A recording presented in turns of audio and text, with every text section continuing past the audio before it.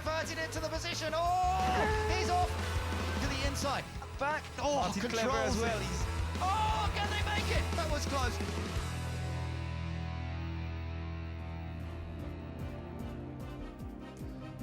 With the ultimate prize in motorsport, Superleague Formula is enjoying a hugely competitive season.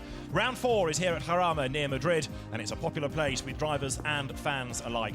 The former home of the Spanish Grand Prix today plays host to star drivers and dramatic cars in Superleague Formula's first Spanish visit of the year.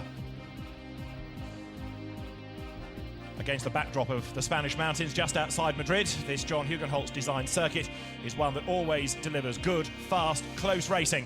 And the championship, remember, started in a very different place, a wet and windy Silverstone back at Easter, and that was where we had 2 wins for Tottenham Hotspur and a victory for Olympique Lyonnais. Since then, we've been to the Netherlands and Assen, to France and Manicourt, and at Jarama this weekend we're just a week away from round 5 at the Nürburgring in Germany. Then it is off to Belgium and Zolder, back to the UK and Brands Hatch, before Adria in Italy, and then an Iberian doubleheader at the end of the autumn with Portimao and Navarra in Portugal and Spain.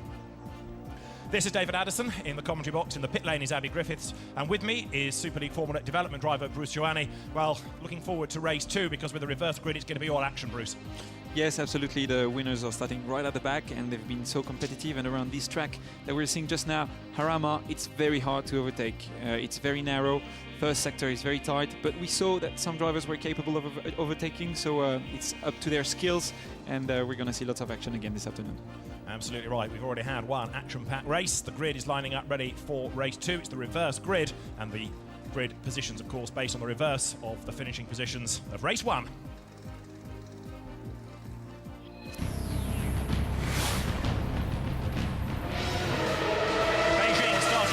From pole position, and John Martin accelerated down towards the first right-hander at Fangio, just claiming the lead from AC Milan, with Olympiacos and FC Basel overlapping for 3rd place as they turn through the corner.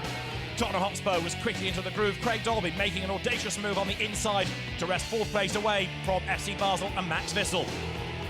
Drama though befell Borja Garcia. He made one error at Fangio and ran wide through the gravel. It wasn't his only problem of the race. A bigger problem though befell Liverpool. A punctured tyre brought James Walker into the pits early, and then into the gravel and into retirement was Borja Garcia, sporting out of the race. As the leaders approached the pit stop window, Beijing had the upper hand, but it was a good in-lap from AC Milan. The 2 cars pitted at the same time, and after the pit stops, AC Milan went onto new tyres and the gap came down. Olympiacos ran in a safe, solid 3rd place. Chris van der Drift, once again proving to be one of the quicker drivers in Superleague Formula, but he couldn't do much about the top 2. John Martin led for Beijing and made a small error under braking for Fangio. AC Milan made the move on the inside. They almost banged wheels, but AC Milan couldn't quite find a way through. And so Beijing came through for its first win of the season and John Martin's first ever Superleague Formula victory. That race win is great for him in the championship, but it also means he'll start race 2 last on the grid.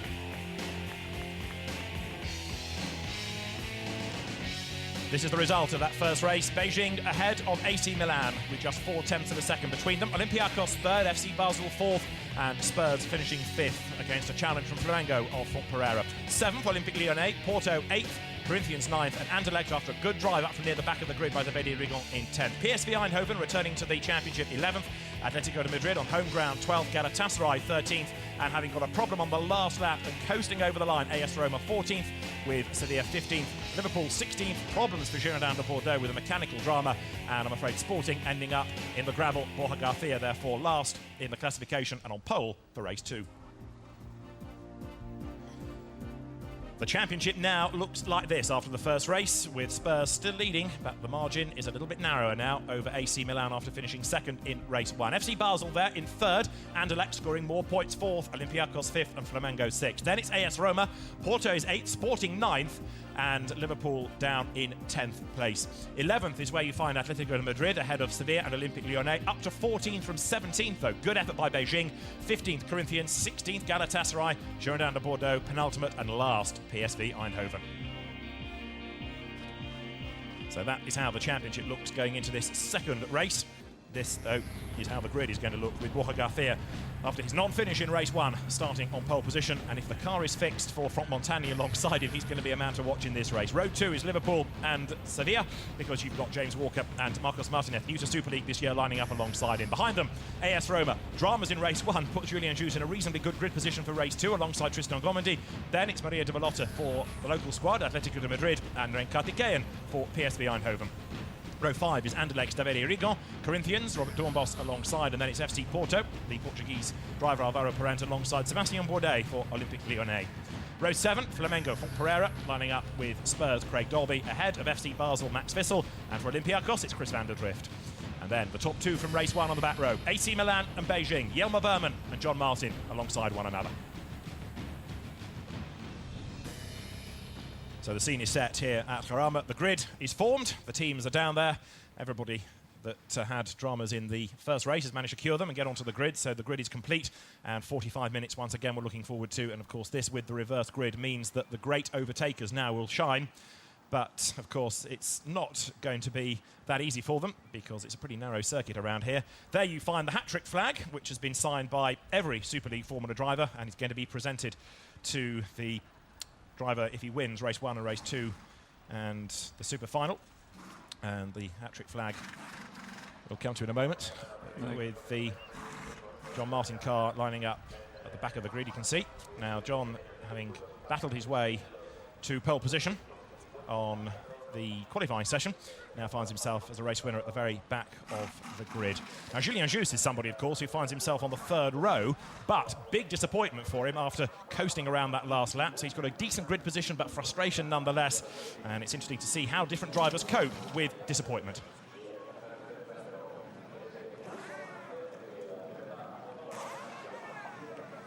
Julien Jus gets himself ready for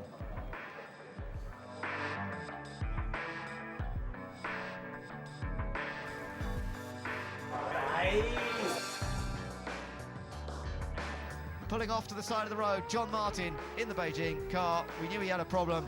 Oh, there is a very, very disgruntled John Martin. He is truly fed up. Also having a tough time at the last round of Manicure was FC Basel's Max Vissel. Oh, we've got a car off already. It's the Basel car, Max Vissel, straight into the gravel. In race 1, he failed to finish, but he managed to turn things around in race 2. You sit in the car and the engine started and you forgot everything and just looking forward to the rest. And the Swiss team, FC Basel, are going to come through to take victory here in race 2 at Manicure. Congratulations, Max. Congratulations. And what's going on here? Oh, Before they crashes, takes off 2 cars. He's taken out Montagny. Home circuit, and 3 French guys have taken each other off. So after that French frustration, how did they respond?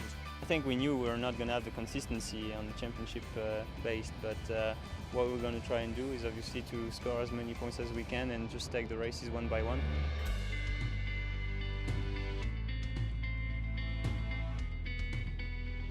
And obviously we made some mistake. I did, the team did.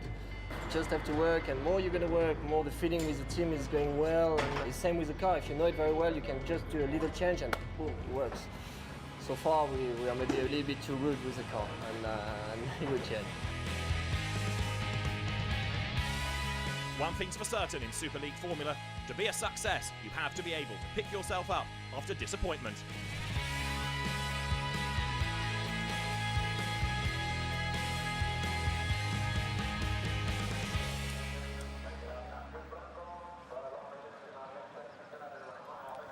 The grid is formed and Sporting is on pole position for this second race. Borja Garcia, the man behind the wheel, and the drivers now looking forward to this second 45-minute race. John Martin, the race 1 winner, starting stone last for this, and Abby was able to catch up with John Martin a little earlier. John, it was an unbelievable race 1, but talk me through the actual lock-up and the clash of wheels between you and Jelmer Berman. Yeah, like basically it's quite hot here, so it's the rear tyres were just going away. We had it sort of set up so we could like push from when the tyres were brand new. Unfortunately, the downside of that is they go away towards the end, but we were sort of hoping we had a big enough gap then that it didn't matter. But yeah, and basically the rear tyres just got hot and the rear brakes were overheating, so I was struggling with the rears locking, and I locked up into turn 1. And I come back and I wasn't sure where he was, like you can't see that much in the mirrors, and when I come back we just touched and I sort of really just didn't know where he was. I said sorry to him when we come in, but no, he said it was fine. So. Okay, well that's in the past. You're heading out into race 2. I know you're going to want to get into the super final. So what's the strategy? Just pass as many cars as we can, really. The car's just awesome. It's a credit to the team, really. They work so hard between Magny Cores and here. And Dave's just got an awesome setup. So, no, we'll just go and pass some cars and have some fun. Good luck. Have some fun indeed, says John Martin. And this is the little incident between them. Bruce Rouhani, talk us through this. Yeah, it's very bumpy at the end of the straight, so it's easy to lock the wheels, and as he said, the rear tires are going away, and he went back towards his line, which is the inside, to make an late apex into that corner, and you had the AC Milan car just there, just touched a little bit, but really nothing, not much of an incident really.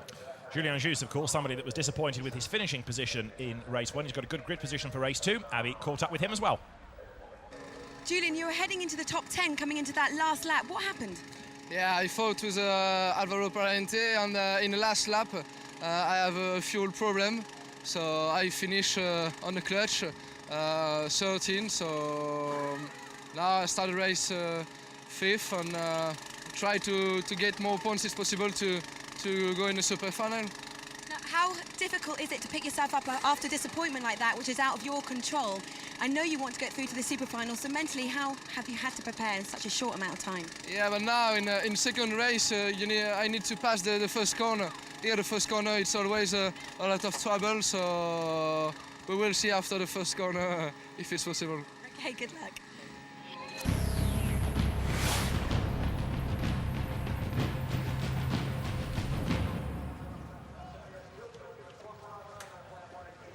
So the grid is ready. John Martin last on the grid this time. And is he going to be able to work his way through? The hat-trick flag is there and signed by every driver in Superleague Formula. You win the hat-trick flag if you can win race 1, race 2 and the super final. It's going to be a big ask though, Bruce. Ooh, yes, and there is another element that we haven't spoken about. It's those racers are so close to each other. The first race is 45 minutes. 45 minutes in those cars, it's super hard. So physically, it's going to be hard to go right to the end of that race, and we're going to see some mistakes from the drivers who are not fit enough. And then, of course, they've got, in some cases, the super final as well. So Beijing and AC Milan on the back row, Olympiacos and FC Basel a row further ahead. There's Max Wissel getting himself ready, the winner at Magny Cores in that safety car affected race, and another good effort put in by Max Wissel earlier on today. Then go forward another row, Tottenham Hotspur, Craig Dolby as ever getting ready, and we know that he's a good overtaker, so Craig is going to be a man to watch over the first few corners, and Franck Pereira for Flamengo lining up alongside him.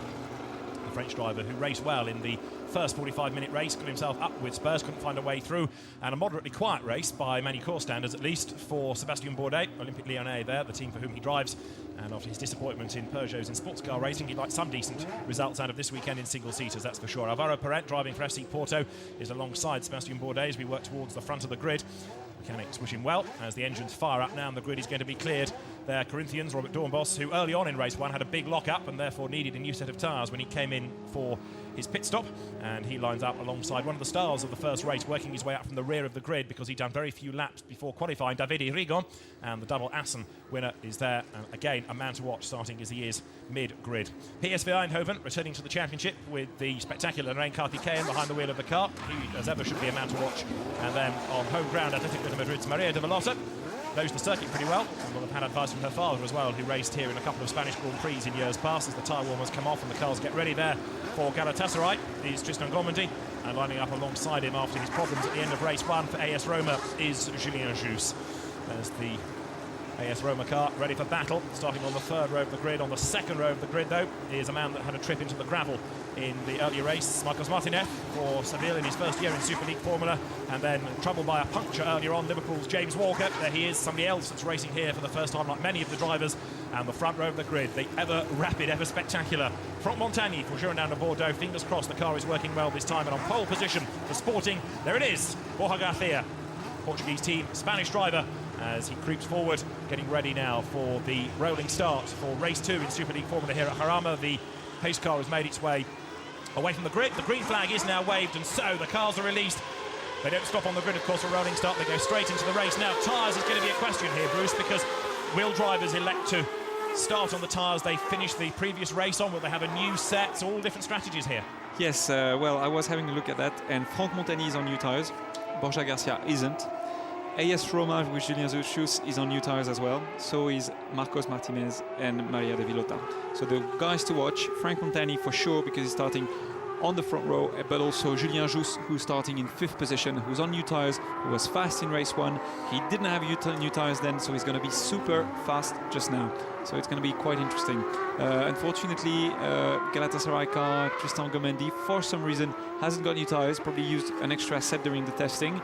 Again, the ones to watch, Franck Montagny and Julien Jesus, AS Roma. Now, Franck Montagny, as you say, is a man to watch, assuming that all is well with the car, because he was really miserable, wasn't he, when Abbey spoke to him during the first race when he came into the pits. Yeah, it's quite understandable, because in Assen they had problems in testing, they had clutch problems, they kept having a few other problems on the engines over the weekend. Same in Magdeco. The reliability of their car for some reason hasn't been great, so that's why he wasn't so happy.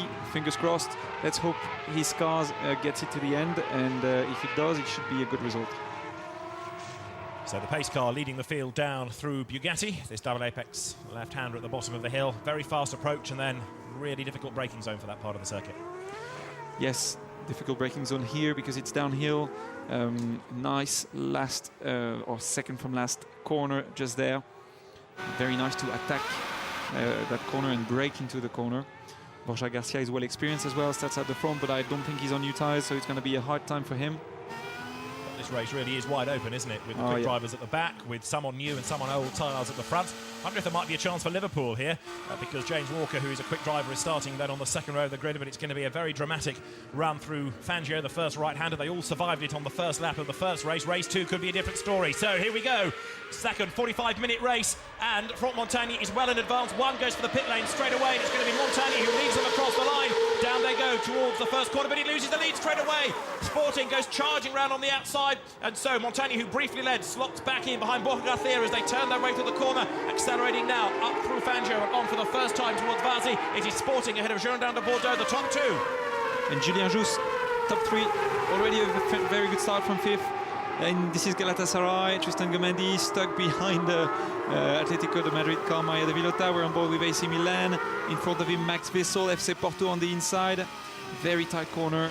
I don't know what happened at the start between Borja Garcia and Franck Montagny, because Franck was leading, and I think he had to give up because he was in the pole position car and he had to let the pole position car leading. That's why he had to brake. But strange strategy from Borja Garcia. I think he backed off just to put Franck Montagny in that situation that he had to back off again. And Marcos Martinez in the pits. Disappointment, I'm afraid, for Seville from the second row of the grid. So Marcos Martinez on new tyres is in the pit lane, but up front then, Borja Garcia, having managed to get himself into the lead with a bit of help from Franck Montagny backing off, as though Franck had thought, well, I've jumped the start, I better cede the place here. He's second at the moment as the cars turn their way up towards the end of lap number 1. And you can see there, Maria de Villota also going pretty well as the cars accelerate towards the completion of lap 1. I'm just looking to see what's happened to Liverpool, because James Walker, I think, yes, there he is, has really had a bad first lap. He's way down, considering he was third on the grid. So, Sporting lead, Girondin de Bordeaux, then it's AS Roma third, Corinthians fourth, 5th, Atletico de Madrid, 6th, Galatasaray, PSV Eindhoven, 7th, Anderlecht, 8th, and down to 9th, Liverpool. A dreadful first lap for James Walker, and 10th, it's Flamengo. The cars turning their way then for the second time through Fangio and accelerating their way through Varzy, but the gap between the top 2 at the end of lap 1 was 0.6 of a second. Now, under normal circumstances, you'd expect Montagny to be quicker than Borja Garcia. What can he do to bring down the gap? As you look now at battles that rage on lower down the order, Corinthians there goes through just ahead. This is 4th and 5th, Robert Dornbos ahead of Atletico de Madrid. Maria de Villota now going great guns on her home circuit, helped of course by the reverse grid. Hopefully with the leaders to see what's going on. AS Roma is just right onto Montagny, so we're still with Atletico de Madrid, Maria de Villota on new tyres, who's just behind the Corinthians.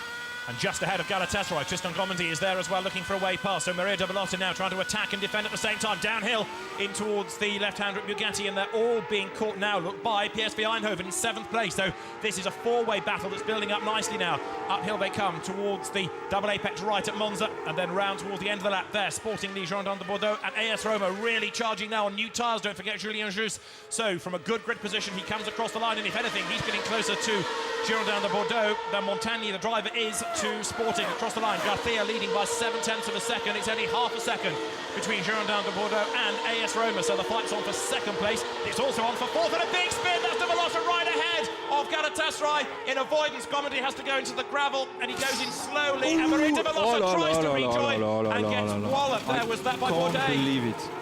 Her car has got damaged. Galatasaray's in the gravel, and I've got a horrible feeling that may have been Sébastien Bourdais for Olympique Lyonnais that went for a gap that soon disappeared. Maria de Velotta is out of the race, but that really was not on, trying to rejoin, but she just drove into the traffic. And it is Bourdais. Yeah, well, unlucky Sébastien Bourdais. Maria de Velotta was on new tyres, trying to push on Corinthians, which was on old tyres, made a mistake, spun herself, and tried to rejoin, just not right at the correct moment. Let's have a review. She outbraked herself, locked the rear tires, spun on her own. Comendi is avoiding. She tries to rejoin up. She sees it's not the right moment and tries to rejoin again. What was that? Okay. A question that I think Sébastien Bourdais will probably be asking as well. This is how Maria saw it, locked up, going into the corner, spun around. Right, where's there a gap? Not yet, not yet, not yet, not yet. I'm going to go anyway. Bang! Gets harpooned by Sébastien Bourdais. There was nothing that the Olympique Lyonnais car could do about that. So we've lost Atletico de Madrid, we've lost Olympique Lyonnais, and Galatasaray, I'm afraid, also out because the car at such a low speed got bogged down in the gravel. So it's a very full gravel bed at turn one, and hopefully those cars can be dragged out of the way without the need of a safety car. And the team manager of Atletico de Madrid is being summoned to the race director, not surprising. Yes, we're back with the leaders. Borja Garcia still leading, doing a very, very good job, very consistent. Come on, Borja. He had a really bad start of a weekend. He had troubles with his cars, couldn't test so much.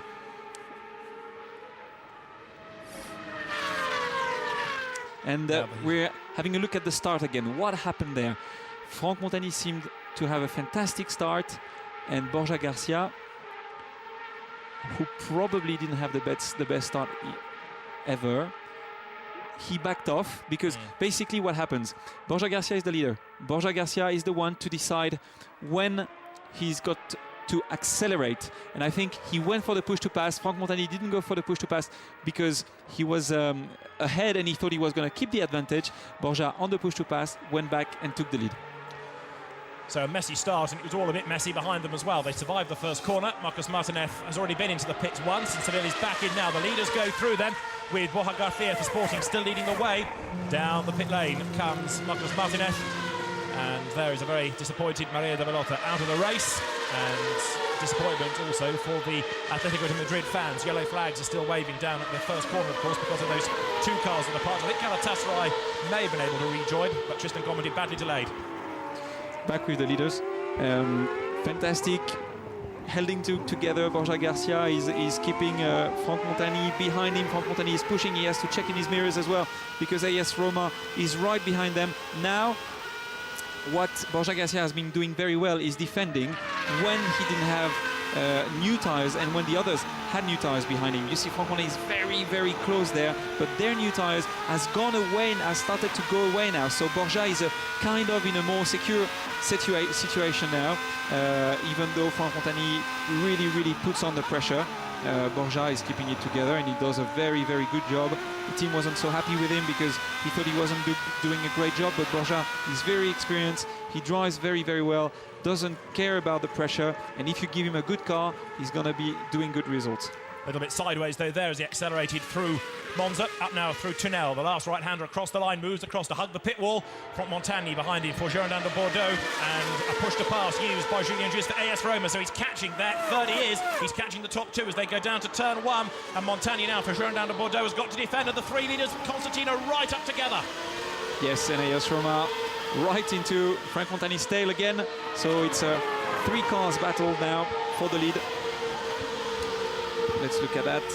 None of them. Ooh, Borja Garcia running a little bit wide. Franck Montagny right back onto the throttle very early, nice and tidy. And Girondins now in this difficult situation because, of course, Montagny is trying to attack for the lead. He's also trying to defend second place. And Julien Juste just dropping away a length maybe as they climb uphill then through Ascari on now towards Portago and up at the top of the circuit, ready to go through this Double apex right, another tricky part of the circuit, and AS Roma, Julien Juste is there in third place. Now what can he do as they drop downhill? It's not really the ideal place to challenge. What he wants to do is get himself close enough so he can attack as they come over the start and finish line. It is still Sporting ahead of Girondins de Bordeaux, and then AS Roma in third place, and Juste closing right up under braking there, getting right onto the tail of Franck Montagny. I think he's going to try to use a push to pass on this next coming straight. Let's have a look, because now he's close enough, and I have a feeling that he's capable of using one now, and if he does, he's going to overtake Franck Montagny. Let's have a look. No, not quite, not yet. No, he doesn't. Franck Montagny is very fast into the last sector. And he's closer, isn't he, now to Sporting? He's going to have a go for the lead. Girondins de Bordeaux on the outside, Sporting on the inside. They're wheel to wheel into the braking area, and Sporting just hangs on. But can Girondins de Bordeaux make the switch back and go up the inside? Yes, here comes Franck Montagny. He tries to get alongside Sporting, but he can't do it. And so Borja Garcia keeps the lead. Great racing between the two of them. Absolutely tied together for the race lead. AS Roma right Dive on the inside. Garcia runs wide, but Bordeaux unable to really capitalise on that. Okay, Franck is quicker, for sure. Still has a bit of an advantage with his car compared to Borja. And they're both super experienced, super good drivers. We're having a great race just now. They're both on the limit. It's excellent. No, you can't overtake there, Franck. But he has to try to find a gap somewhere here. It's impossible because there's only one line, as you can see. Back onto the throttle early towards the inside to try to make a shorter distance. They're both sideways, having to control the car, oversteering. Downhill it's flat, you can't overtake there either. Franck is locking the wheel, Borja, but stopping the car well enough. Still manages to have a good exit, but look at Franck in the last sector, look at him. He's super efficient on the brakes, very fast in the middle of the corner. And AS Roma has just used a push to pass now to try to get back onto terms as Garcia again slides the car for Sporting out of Monza, now through Tunnel. Now what about Franck Montagny as he comes across the line? Is he near enough to make a move? Let's see. No, it's AS Roma this time. Just getting closer and closer in third place. Here comes Julien Juste there for AS Roma. He goes to the outside. He's alongside Girondins de Bordeaux into the braking area. Can AS Roma gain a place? It's the wrong line, and so he gets elbowed back down to third place. What about nipping up the inside out of the corner? Still can't do it. Borja Garcia for Sporting hangs on to the race lead. Girondins de Bordeaux is there in second place. AS Roma third. It's the same order. And now a big lock-up from Franck Montagny. He's under the rear wing of Sporting, but that won't have done his tyres any good. No, but he was locking the inside wheel.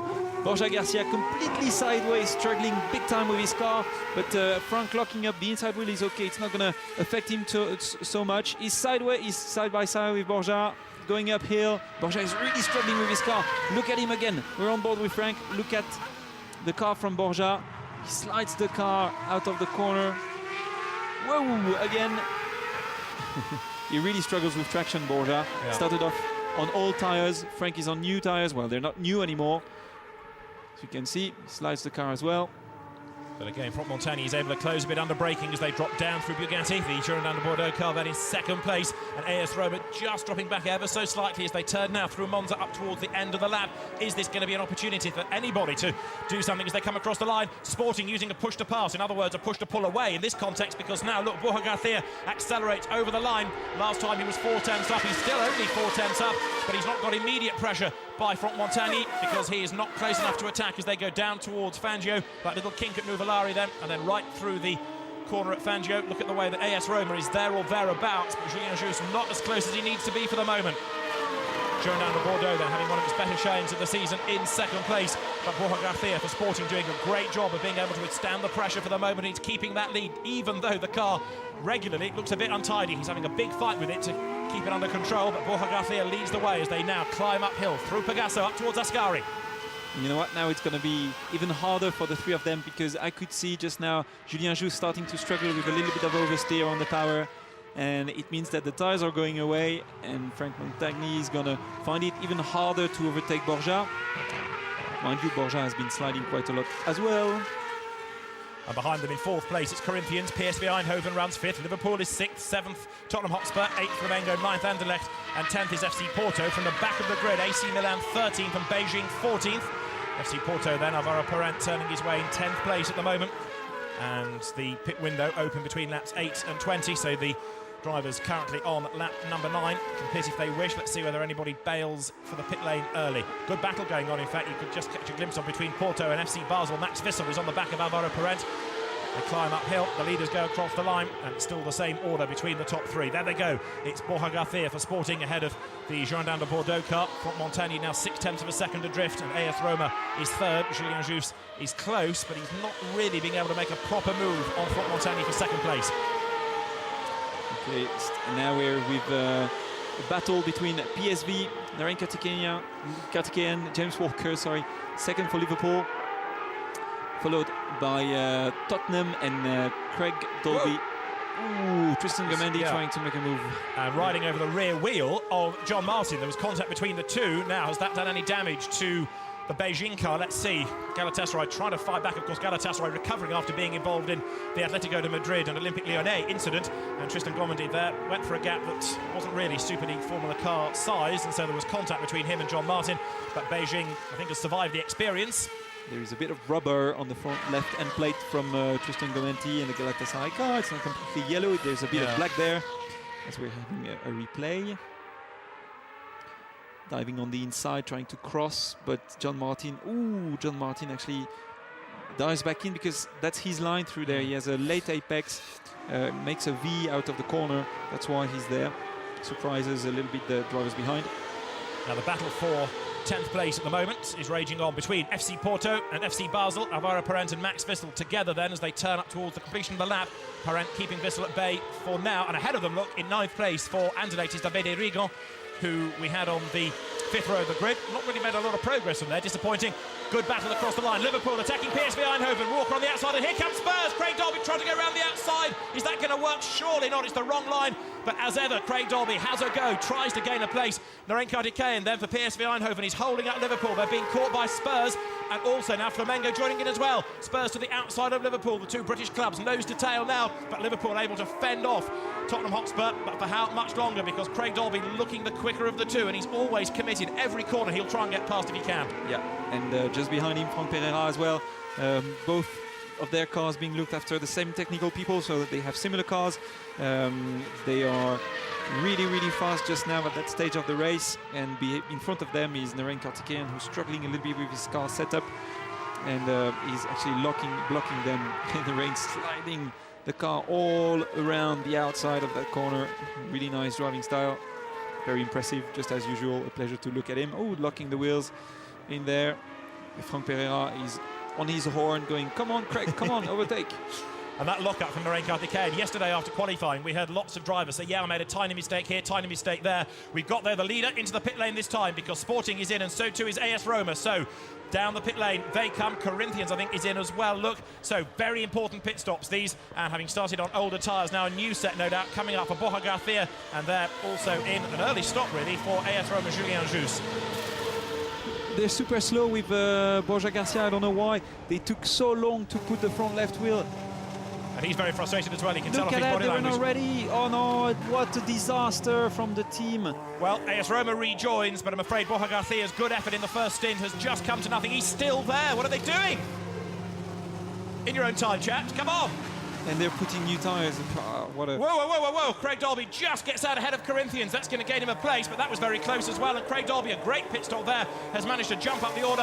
And finally, Sporting release Borja Garcia after an absolutely dreadful pit stop. And why would you start on old tyres when you still have new tyres available for the rest of the race? I don't understand the team's logistics or the team's strategy. Sorry, it makes no sense. So now Franck Montagny should be leading, or he's leading anyways, because he didn't do his pit stop, but he probably had a clear track and was probably lapping pretty fast. He's now crossing the line, last lap being a 1:23.07, which is quite good at this stage of the race. And we had a quick look there at this battle after the pit stops between Tottenham Hotspur and Corinthians. A great pit stop has gone the way of Spurs. Craig Dolby has just jumped up the order. Absolutely fantastic turnaround for him. Corinthians loses out, and now with, as Bruciani has been saying, clear track ahead of him, Franck Montagny can just push on and try to build up a good advantage now. But AS Roma is lapping, is the fastest car out there. So Franck Montagny, if he wants to keep the lead, has to stop now and go back on track in front of AS Roma before being overtaken virtually from another place on the track. So now Franck has to stop because AS Roma could be the next leader. Fastest first sector, fastest second sector from AS Roma. He's going to do a very good lap time. We should see Franck Montagny in the pit stop.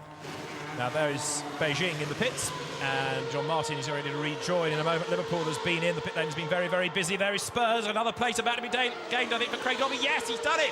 Gets ahead of Liverpool as well, and James Walker comes out level with Robert Dornbos for Corinthians. Wheel to wheel, those two. Liverpool trying to gain ground on the inside, but the British clubs have switched order. Spurs goes ahead of Liverpool, and all of a sudden, Spurs becomes a major factor in this race after a fantastic pit stop. Craig Dolby now has jumped up the order, so when everybody is pitted and we get a clear indication of who's where, I reckon you're going to find Tottenham Hotspur now pitching for a top three at the very least. Franck Montagny still not in the pit lane. I think that's a mistake from the team. We're going to see. He has to stop soon. Again, AS Roma, fastest car on track. Yep. Did a good in-lap and a good out-lap as well, and now the first flying lap, but incidentally faster than anybody in the race in the first sector has just been the massively annoyed Borja Garcia for Sporting. So he's got all that aggression, all that frustration, he's now got to channel into pure speed. And Sporting has indeed done the best lap of the race from earlier on. As AC Milan pits, Jelmer Berman's coming down the pit lane, but this great battle rages on here. Craig Dolby having gained track position, can't pull away, can he? So as they turn their way now up towards the completion of the lap, you've got Spurs ahead of Liverpool, ahead of Corinthians, AC Milan in the pits, and AS Roma now the quickest team on the circuit, because the best lap of the race has just gone the way of Julien Jus. Jelmer Berman blasts back into the race now. The race leader at the moment, yet to stop, remember, is Franck Montagny. How much longer does he go? You're riding with Davide Rigon for Anderlecht. Whoa, wheel to wheel, down to the first corner. Is that going to give him a place? He's on the outside as they turn their way through. He's got Corinthians, Robert Dornbos alongside him. They come out of the corner, wheel to wheel, still side by side, and Anderlecht goes through up into 7th place. That was really brave stuff from Rigon. Yeah, good effort from Rigon, and Robert Dornbos not so lucky with all those people having good pit stops, and he's losing places. He was in 4th position. He's now down into 7th position. Just for information, SC Porto is now the fastest car on track, so real shame for Borja Garcia. Now Franck Montagny is doing his pit stop. He should have done it a lap before. I'm not sure he's going to rejoin as a leader anymore, maybe in 2nd position. We'll see. Let's pay close attention. The car that's going to come through and pass him is Galatasaray's Tristan Gomendi, but he has yet to stop, so in a sense he's irrelevant. It's going to be the first of the pit stoppers that we need to see, and here it is coming over the line. AS Roma will go through, and is that going to give him the lead? It's going to be close, but yes, AS Roma takes over the lead. Julien Jus leads the way, and Girondin de Bordeaux slips back into 2nd place. So on the pit stops, AS Roma takes over the lead. Yeah, it was to expect. I mean, the team made a mistake. They should have stopped him 2 laps before. He would still have had a clear track and would have been in front of AS Roma and just have had to defend. AS Roma fastest car on track, 21.1. Just now, Corinthians trying to make a move on James Walker around the outside. It might work. Corinthians already has passed Anderlecht because Davide Rigon has dropped back, look. So Robert Dornbos all of a sudden getting very lively indeed here. He's got past Anderlecht, now can he get past Liverpool as well? Turning their way through this very slow sequence at Le Mans and then up towards Farina. FC Basel is in the mix as well. And then you've also got Flamengo trying to join in as well. Riding now with Anderlecht, Davide Rigon, the man behind the wheel, but he's lost 6th place to Corinthians and he's desperately keen to try to make that up again. But Robert Dornbos now absolutely charging for Corinthians, and he needs to in a sense. He's really underperformed this year, Robert Dornbos, hasn't he? Yes, so far it's not been a good year for him. I know he's trying to catch up with the car setup and himself as well. He felt a bit down at the beginning of the year, and now he's trying to push harder, and he's having a better weekend this weekend, so maybe it's the beginning of a better end of the season for him. AS Roma at the same time being still the fastest car on track, leading with no one in front, and Davide Rigon, AS Roma, sorry, back with the leader. And he's just done another best lap of the race. Now 1 minute 20.9. Galatasaray has pitted, and that puts AS Roma into the lead on track, as well as on those that have pitted. Galatasaray, of course, staying out for a long time, but Tristan Gomendi, after a trip through the gravel, will rejoin a long, long way back. So AS Roma it is that leads the way. We've had 7 different winners in Superleague Formula already this year. Can we have an 8th different winner?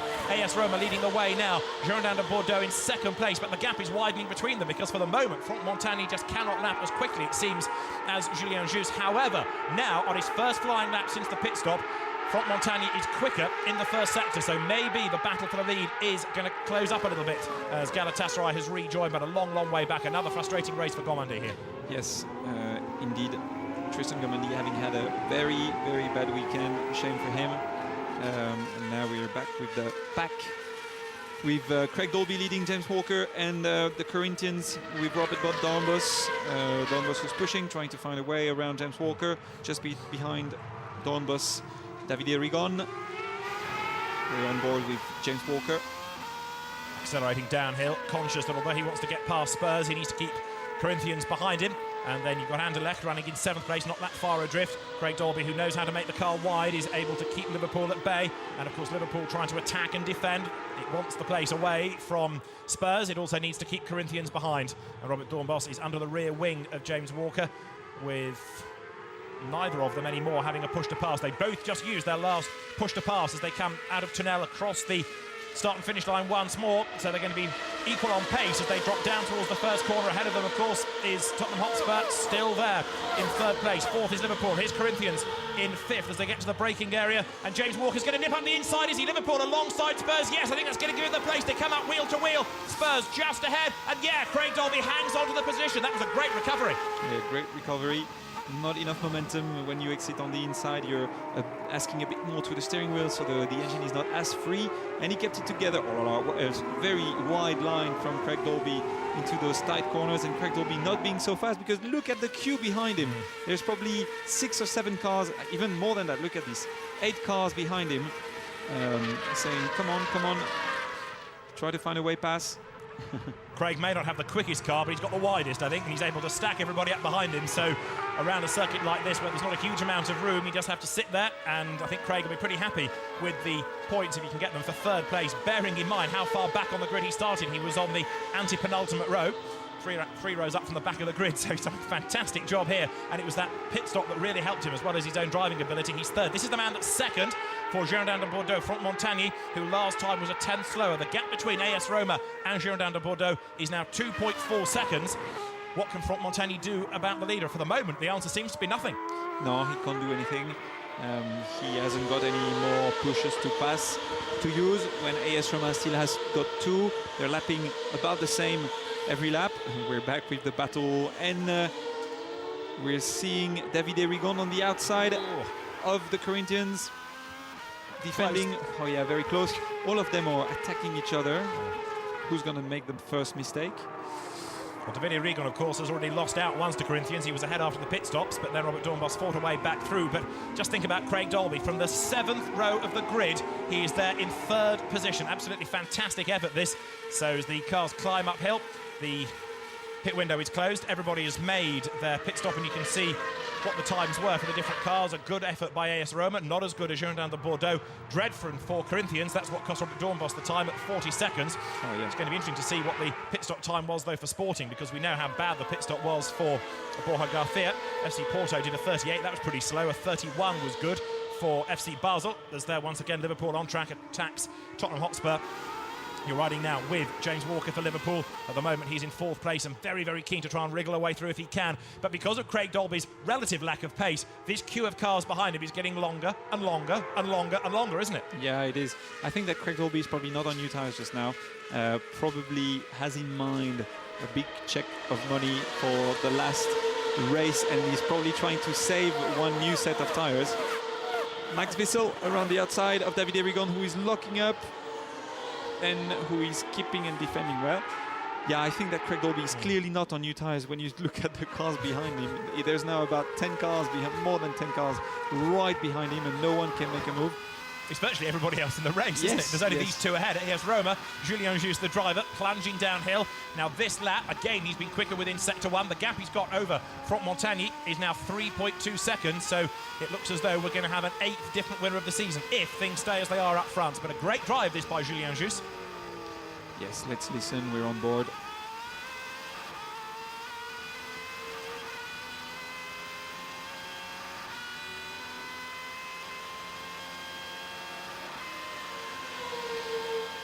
He takes off a tear-off. And now sets the car up for that little kink at Nuvolari, and then through the right-hander at Fangio. And the race order is AS Roma ahead of Girondin de Bordeaux, with the gap up again to 2.9 seconds. And Tottenham Hotspur from the 7th row of the grid running in 3rd place, with sort of everybody else 4th, really, this queue of cars. Liverpool 4th on track at the moment, 5th Corinthians, in 6th Anderlecht, FC Basel 7th, Flamengo and AC Milan 8th and 9th. And then the top 10 rounded out by Olympiacos, as this long line of cars thunders past the pits once again. the race leaders now onto lap number 20. We've got just over 17.5 minutes of the race to go. Out of the race, though, disappointing, of course, Sébastien Bourdais, and he is ready to have a word with Abby. Seb, in Manicourt, drivers were at the hand of your mistake. Unfortunately, this time round, you were the victim. Yeah, but there's the difference between making a mistake and making something like that. It's just plain dangerous, it's stupid. It makes no sense because there's nothing to win, there's nothing to, and there's everything to lose. So I don't know. I don't know what to say. I think we need to change all of this luck round in Nürburgring. she's made good progress. She's quicker now, but she still has bloody stupid. You know, that's the problem. She's making stupid things. There you are. That's the version of events according to Sébastien Bourdais, and certainly it was a silly thing to do, to drive straight into the traffic like that. I can understand she wanted to get out of the way, sitting in the middle of the road. However, all she did was make the problem worse. Yeah, when you're facing the race traffic, you wait until the last car has passed before you rejoin.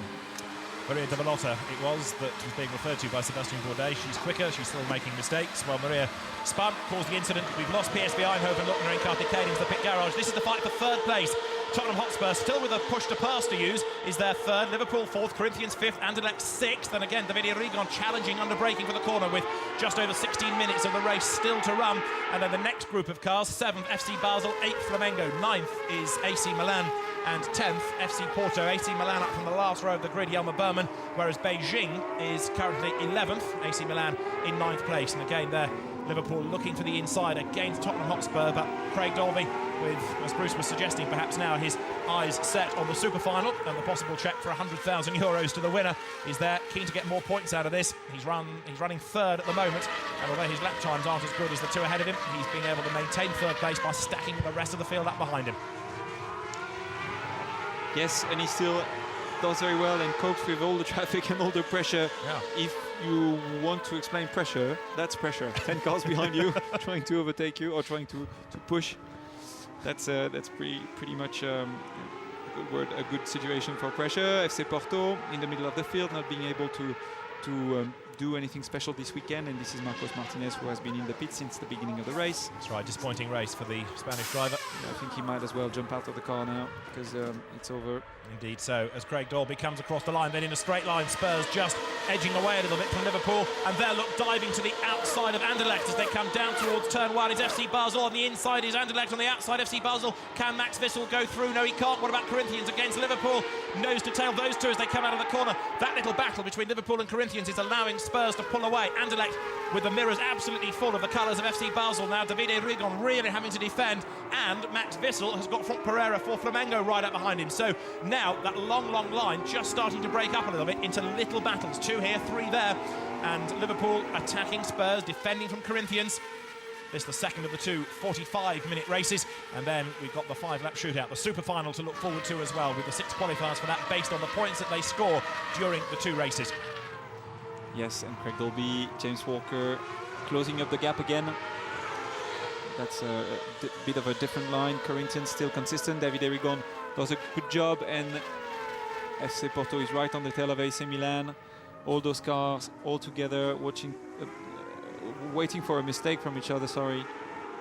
Great shot that, looking down onto that corner. Yeah. The way you can see, almost like elastic, the gap suddenly shrink in different cases. Corinthians there on the tail of Liverpool. James Walker has done his best to get onto terms to challenge Craig Dolby, but he hasn't really been able to make a good move for a few laps, and all the while he's got to be mindful of just how close Corinthians is. Robert Doornbos behind him and enjoying one of his better showings of the season as they go past the pits, down now towards the left-hand kink at Nuvolari, then to turn right through Fangio. You're riding with Corinthians. This is Robert Doornbos, but there's just no room on the inside, is there, for him to challenge Liverpool, nor for Liverpool to challenge Tottenham Hotspur for third place.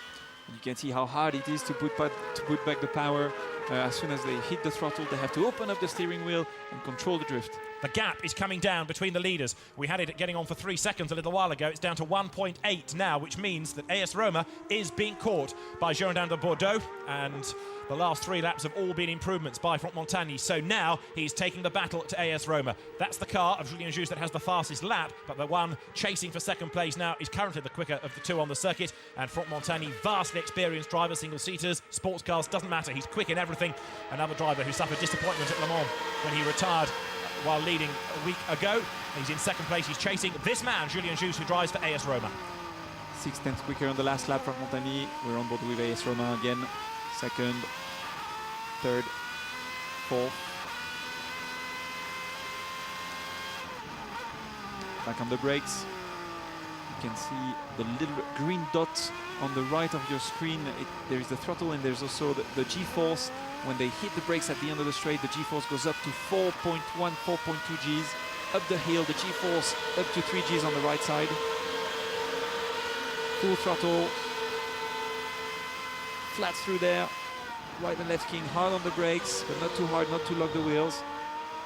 Back onto the power. Second, third, and fourth, and fifth. And look at this, flat. Not quite flat, not completely, because the tires are going away, but hard on the brakes and makes the apex. Tires are really going away now. They're struggling a little bit, and they have to control the car with the steering wheel a bit more. Second gear. Flat on the throttle and flat through the last corner. It should be, yes, fifth, and then up to sixth. Top speed.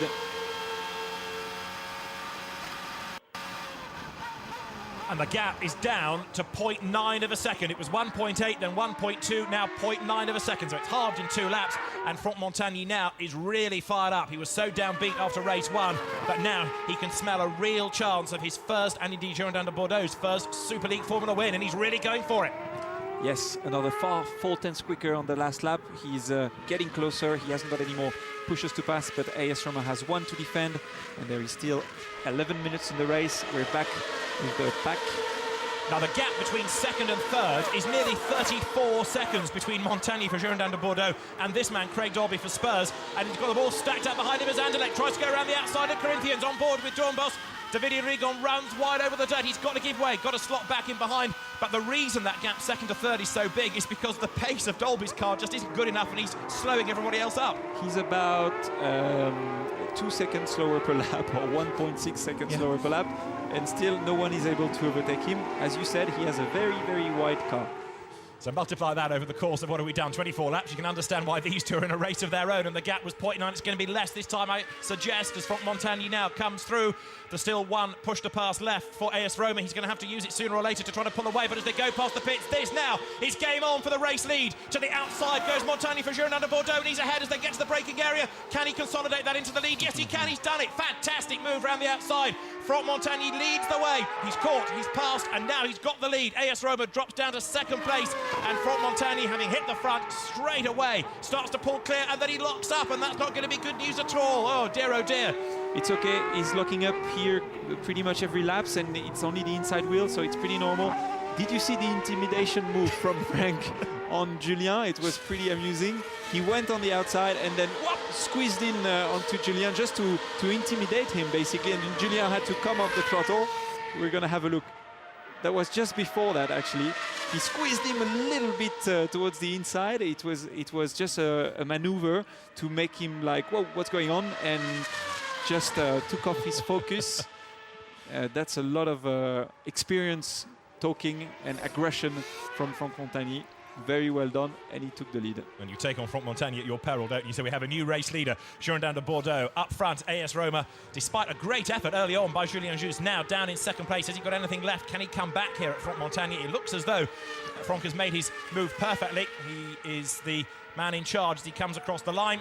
AS Roma using another push to pass to try to close that gap. So we've had a change for the lead, but there are still plenty of possible changes lower down, because everybody else really is in this long train of cars for third place, and it's still headed by the sponge-like Craig Dolby. Everything you throw at him, he can just soak up all of this pressure. There he is. He's been in this third place with a queue of cars behind him for many, many laps, and he just soaks up the pressure. Remarkable performance this by Craig as he turns now through the right-hander at Monza. As Bruce was explaining earlier on, you make a V out of that corner and then accelerate through the last right at Tunnel. Craig, to be fair to him, has still got a push to pass left, which he's probably saving for the very last gasp, when he can use that to just try and edge away, if he needs to, from Liverpool, who's there behind him. Corinthians run 5th and 6th, Anderlecht, with Davide Rigon having taken to the dirt a lap or so ago, losing a little bit of time against Corinthians and being caught once more by FC Basel. It's been a race of action all the way through, and it's not over yet, is it? Because anything could yet happen in this long train. Oh yes, no, it's never finished until the checkered flag. AC Milan was using a push-to-pass to try to get close to David Erigon, who defended well. Now Liverpool trying to make a move there, but the two of them are having such a different line through there that they can't really overtake. No one can really overtake. I've been saying what a good job Craig Dolby is doing for Spurs, resisting all of this pressure. A word about Liverpool as well, because James Walker is also resisting huge amounts of pressure, and he's trying to attack, so his life is pretty hard as well. Yeah, he has a hard life as well, that's for sure. He's trying to attack and has to defend as well, because Robert Dornbus is tuned up today. Now, if you look at the bottom of the screen, you'll see the predictions for who's going to go through into the super final. The top 6 point scorers, and provisionally AS Roma, Girondins de Bordeaux, Spurs, Liverpool, Corinthians and Anderlecht. That's going to make for a great race as well, isn't it? It's not confirmed yet, because that could yet change if we have 1 or 2 place changes, but on the current evidence, those are the 6 that would go through to the super final. So look forward to the 5-lap dash at the end of the day. But this race is far from over, because Corinthians comes out of Tunnel much quicker seemingly than Liverpool. Over the line, Liverpool's going to have to go defensive here. James Walker will look in his mirrors. He'll see the car of Robert Dornbus behind him. Which way does Dornbus go? Corinthians moves to the outside, but he just runs out of track width, doesn't he? So he's got to slot back in behind the red car there. As you see, John Martin trying to attack as well. He has got himself onto the back now of Flamengo. That means that Beijing is up into 9th place at the expense of AC Milan. So the race 1 winner, good job from last on the grid into 9th position. Yes, and still no one is able to make the difference in terms of overtaking. Beijing being right in the tail of Flamengo. Look at that. Very, very close indeed in the slow parts. Still Dolby 3rd for Spurs, Liverpool 4th, Corinthians 5th. And the next little battle behind FC Basel is going to be Flamengo versus Beijing. As the race wears on, John Martin seems to be getting stronger. He's now worked his way up a couple of places. There's another one he might gain yet. So what about him for 8th off Flamengo before the end? Down the hill they come. Look for the green car. There it is. As Anderlecht locks up David Rigon. But that's Flamengo, Franck Pereira, and right on his tail, Beijing, winner of the first race, don't forget. And John Martin, with his confidence sky high after his first Superleague Formula win, is right there. There's another one bouncing wide over the grass behind. But this is John Martin's view. Ahead of him is the Flamengo car. Can he do anything about making a move now as they come up towards Tunnel? Behind him, AC Milan. Jelmer Berman has just used another push to pass as they go through, but is it going to be enough to gain him a place? No, it's not. He's trying to catch Beijing as they go thundering down towards the first corner. They're pairing off a little bit now, but there you can see Anderlecht versus FC Basel, and then behind, Flamengo versus Beijing for 8th place. Just 5 more minutes of the race to go, and still plenty of battles that are yet to be resolved. But John Martin turning in another good, strong drive here. Yes, indeed, and AC Milan was in front of him at some point, and now he's running in 9th position, which is really, really good. And I would like to see something happening in that group. No one is capable of making a move, lacks a bit of action, and I think all of them are also very tired because we're getting towards the end of the second race, and we're back with the leader, Franck Montagny, who didn't do as many laps as others in the first race because of his lengthy pit stop. He's gone through 1.9 seconds clear now of the erstwhile leader, AS Roma, Julien Juste, who swings through turn 1 now, dropping away a little bit, so having to content himself seemingly with 2nd place here, but Franck Montagny will be a very happy, very popular winner, I would think, of this race if he can stay up front for another 4 minutes. Whereas for 3rd place, it's still Craig the Sponge Dolby, who is able to hang on for Tottenham Hotspur there, with James Walker behind him 4th, and in 5th place, Corinthians, it's Robert Dornbus then, trying to get himself close enough this time to have a go at James Walker. He's tried before. Is he going to be able to make a move this time as they come across the line? He's not really near enough, but what about this? Anderlecht ahead of FC Basel. Over the line they go. The gap between those two is only 0.2 of a second. Can Max Wissel make a move at the end of the pit straight? No, he can't. He can close under braking. There just isn't a gap.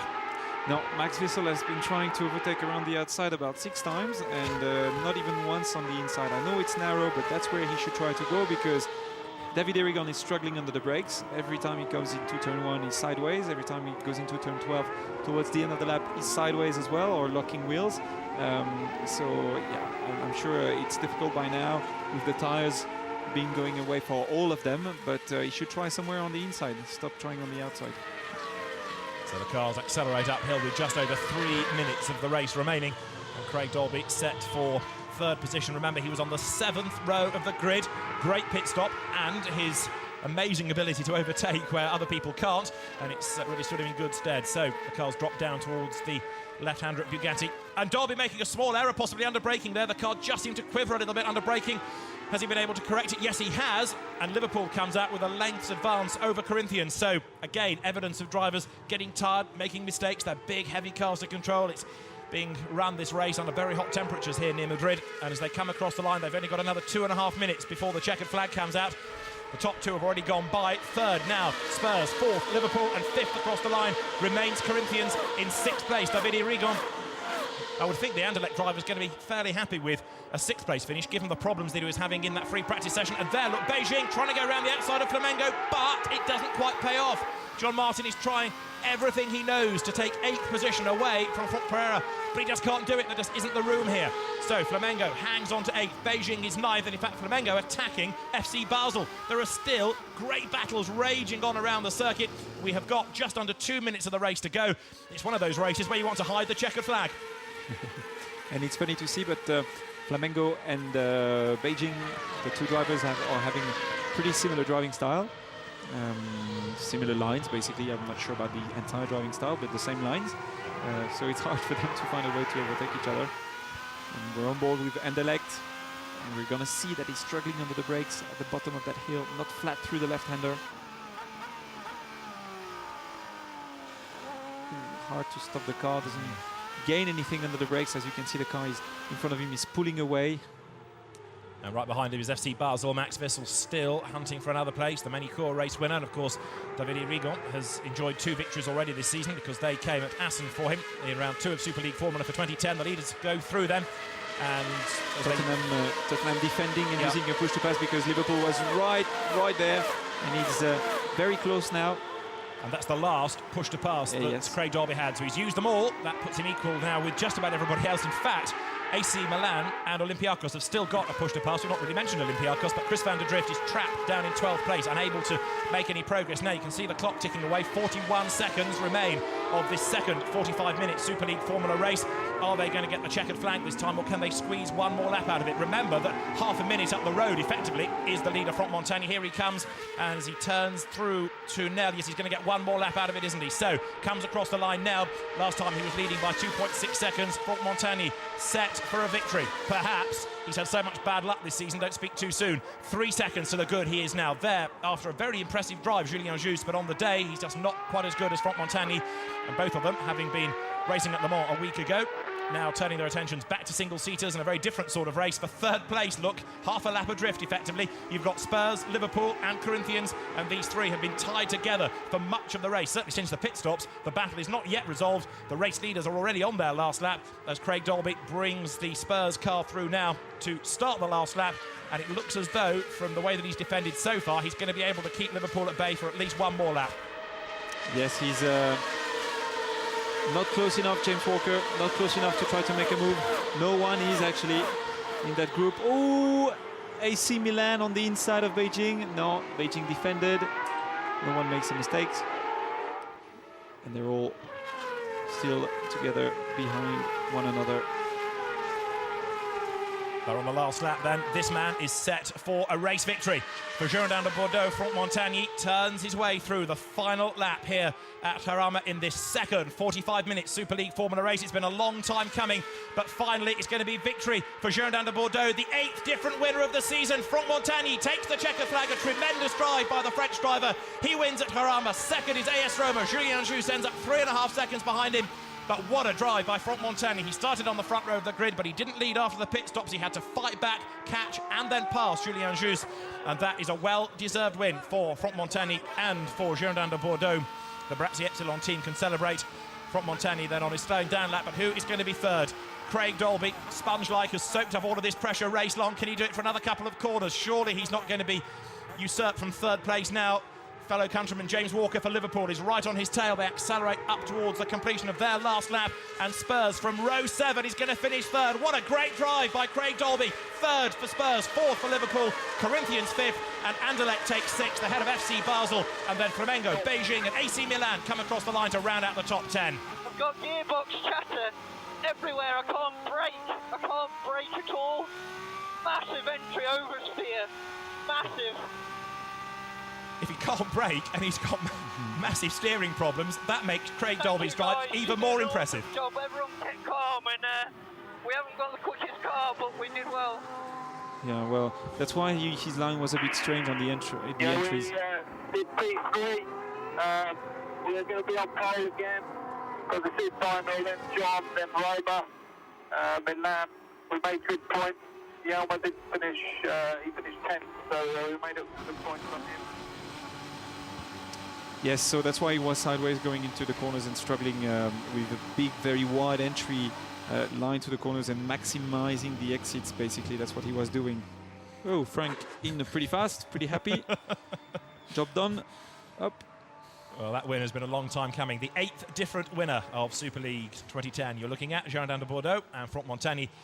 But I know Craig Dolby wasn't the winner, but I think from the 7th row to 3rd, with the problems he's just explained, the guy's a star in these cars, isn't he? Yep. Did a very good job.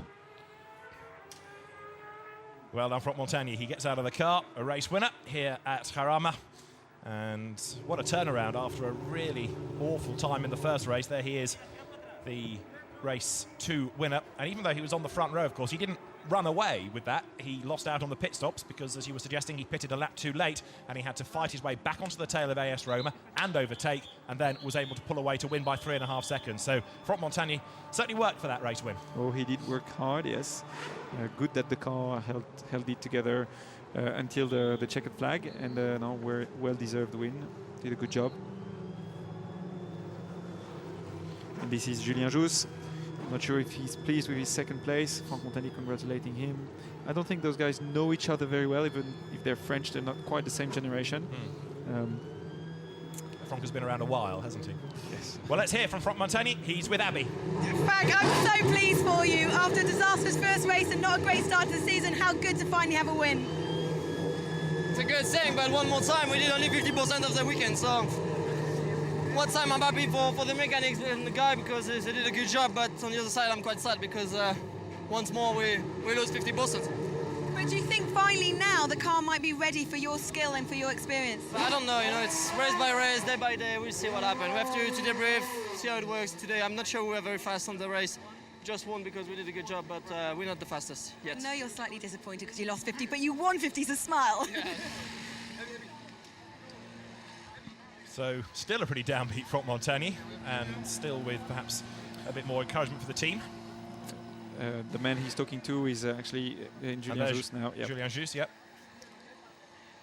Julian, we spoke just before you went out in race 2, and you again didn't have a great end to race 1. You turned it around. Yeah, I passed the first corner. That's the main thing. And after, my mechanics did a very good job in the pit stop. We overtake Garcia, and after, at the end, I lost the rear everywhere. So I need to leave Franck for the victory. But anyway, the result is good after. The qualifying I missed, so... Was it slightly disappointing because you were leading, you looked so strong, but Frank just got you at the end? Yeah, but to race, it's very strong, and now I need to be ready for the final. So we are in the final, that's very important, and just try to get more points as possible and some money. Thank you. Well, Julien Jousse putting in a great performance to be 2nd, but as he was saying, yeah, a bit disappointed not to have been the winner, but he goes into the super final, and there is Craig Dolby, who yet again turned in a hero's drive to finish in 3rd position. So the drivers receiving their trophies, and Craig Dolby finishing in 3rd position, another good haul of points for Tottenham Hotspur. Then for 2nd place, Julien Jousse receives his trophy, and in the centre there you can see Franck Montagny, who scores 50 points, but as he was explaining to Abby, still frustrated because the reliability wasn't there in race 1. But it's a race victory, and it's not the widest of smiles you've ever seen from a race winner. No, he's not so pleased about the reliability of the car, and Frank has been winning with the guy he's been talking, who's been his engineer in single-seaters for ages. He's been winning races after races after races a few years ago, and now when he wins a race, well, okay, it's a race win, it's good, but he wants the entire picture to be good. Indeed so. Well, it was another great drive by Craig Dolby. He's with Abby. Craig, we always talk about your overtaking manoeuvres, but on this track especially, when it's so hard, you still seem to manage it. Yeah, I mean, that's what we're good at, and that's what I tried, the car wasn't 100% perfect today, but it just shows how strong we are at Alan Docking Racing, because that race was tough. We weren't the quickest, but I think there's quite a few cars behind trying to get past, and we used our head and saved the push to pass at the right moments, and yeah, we did a good job. So now you are the top point scorer of the weekend. You're going through into the super final. You've had problems with your standing starts. What's the strategy this time round? I don't know, because we've got a gearbox problem, and we found it yesterday, and it's still not been fixed. So I'm going to try and get it off the line, but what can I do? If it does the same again as what it did in Assen and Magny-Cours, then what can I do? I mean, everyone's saying it's my starts, but we practiced on Saturday and we found a problem with the gearbox and we haven't been able to fix it, but we'll be all right. Thank you. Cheers. Well, fingers crossed for Craig Dobby for the super final, but first of all, let's just confirm the results of what was another all-action race 2 here in Superleague Formula at Jarama. Girondins de Bordeaux and Front Montagny take a win ahead of AS Roma, and then Tottenham Hotspur in third. Fourth to Liverpool ahead of Corinthians, and the top 6 completed by Anderlecht. FC Basel 7th, Flamengo 8th, Beijing 9th from last on the grid, and AC Milan rounding out the top 10. Porto 11th, and Olympiacos trapped down in 12th place ahead of Sporting after a dreadful pit stop for Borja Garcia. Galatasaray after a trip through the gravel 14th, and we lost PSV Eindhoven, Seville, Atletico de Madrid and Olympique Lyonnais with various maladies, most of which ended up in contact, sad to say, after an incident at the first corner that certainly cost us Atletico de Madrid and the innocent Sébastien Bourdais. Well, after race 2, these are the points scored over the 2 races. 72 to Spurs, 70 to Beijing, 63 for AC Milan and 62 to Basel, 55 for AS Roma, and then 54 to Olympiacos. So they go through into the super final with Flamengo, Corinthians, Girondins de Bordeaux and Anderlecht rounding out the top 10 point scorers over the 2 races. And then behind them, after a puncture in race 1 and a poor finish, Liverpool is only 11th, FC Porto 12th. Olympique Lyonnais has had another fairly torrid time here. It's 13th on points in the 2 races ahead of Galatasaray, PSV, Atletico de Madrid, Sporting and Seville.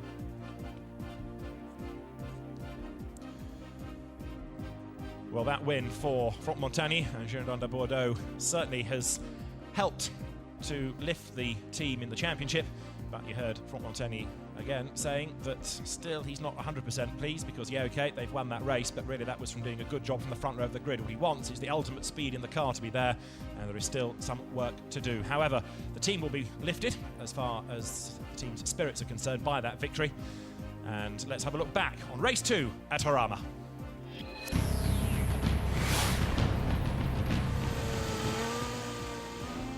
Began with a rather messy rolling start where Front Montagny from second on the grid went in advance of the pole sitter Borja Garcia, and so he led on the run down to the first corner and then realised that he was best off behind, so he gave the lead back to Borja Garcia, and the Spaniard for Sporting led through the first corner. The first big drama though was when Atletico de Madrid had a spin. Galatasaray went off in avoidance and Maria de Vallota rejoined when there was just no gap. Olympique Lyonnais cannoned into the side of the Atletico de Madrid car, and that put Sébastien Bourdais and Maria de Vallota out of the race. Borja Garcia continued to lead for Sporting, but he was under pressure from Girondins de Bordeaux, and after a bad pit stop, Borja Garcia dropped down the order. Craig Dolby made a great pit stop, and the Spurs car rejoined ahead of the battle between Corinthians and Liverpool, and they fought hard for third place right the way to the end. But a great passing move by Front Montagny put him in the lead and gave Girondins de Bordeaux its first win of the season.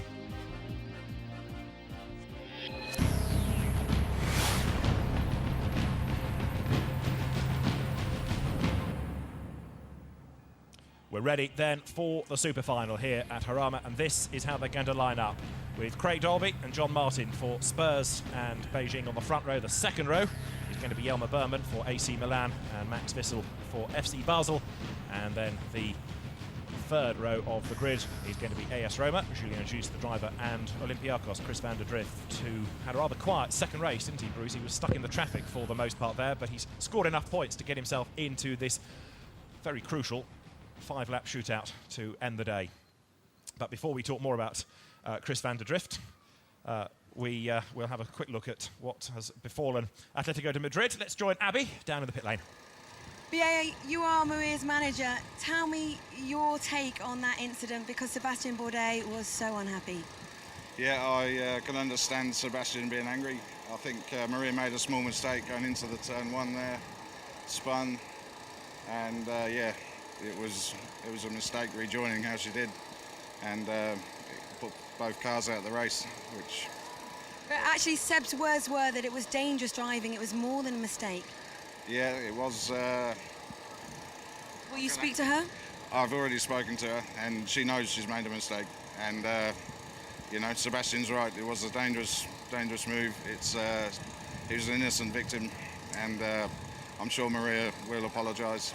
And Now, we were trying to find Maria. Where is she? I think she's hiding. Okay, safe place, I suppose. I guess. Thanks, VA. But I suppose in the heat of the moment, you're just so determined, aren't you, to get back into the race, you start to lose a bit of concentration. And that, sad to say, is what happened to Maria de Vallota. She, therefore, in that crash. Well, the super final coming up. First, though, let's remind ourselves what the super final is all about. Lights out, away we go. It's a standing start. 5 laps is all they've got to deal with, and it's the super final. It's all about bringing everything to a conclusion, because what we find in nearly all motor racing, traditionally, once it's over, it's over. You have this tremendous build-up, and then it's finished. 3 races in one day. I don't think any series does that at the moment. And to have 2 medium to long races, 45 minutes each, and then one sort of short super final when everybody gives all they got, I think that's quite cool. It's big pressure. We just finished the second race. Everybody is quite tired, and we have to restart. It's tough, but fantastic. Just 5 laps, always doing push to pass, most as possible, and to fight for money. That's brilliant. The money, show me the money, baby. The super final victory here at Estoril, 100,000 euros. This season, introducing the points in the super final, it's only 6 points, but you never know that 6 points at the end of the season might be crucial for the championship. Victory and 100,000 euros for Spurs. You are the man. Yeah, baby! Thank you, guys. Thank you. Thank you. Stand by for action, because the pit lane is going to be open in about 40 seconds time, ready for the super final. Spurs, Beijing, AC Milan, FC Basel, AS Roma, Olympiacos. They are the 6 teams that are going to be represented. This, Bruciani, is going to be quite a race. Yeah, it's going to be a race. Lots of pressure for all of them. Let's hope that Craig Dolby has a good start. Let's hope the clutch works well and doesn't make him go to the back of the field, because he's been pretty unlucky with that, and he's starting on pole again today. He's been proven that he's the man of the day. Here he is, Craig. So let's hope it works well for him. Somebody else that must be hoping that he makes a good start is Jelmer Berman for AC Milan, because he's going to be behind him on the grid. So if Craig Dolby is slow away, it's a problem for the car directly behind him. Oh yes, exactly, because you have to avoid the car in front of you, so you have to put the steering wheel to one way or another, and then it creates wheel spin, and it creates a bad start for yourself. So yep, we'll see how it goes. They are out of the pit lane, 1 lap and straight on the grid for a standing start. So they're all together on the track now. Yeah, 6 cars there. Who's going to win? I am not going to say anything. We'll see. You'll see that this last race is amazing, because everybody wants to go really hard into the first corner. Everybody's locking wheels. You'll see some incidents, and you never know who's going to win the last one. This is how the championship looks going into this super final. Spurs still leading, 322 against 259 for AC Milan. FC Basel 3rd, Anderlecht 4th ahead of Olympiacos, and then AS Roma in 6th in the championship after the 2 races. Flamengo 7th, Liverpool up to 8th now. FC Porto is 9th, and Sporting is 10th.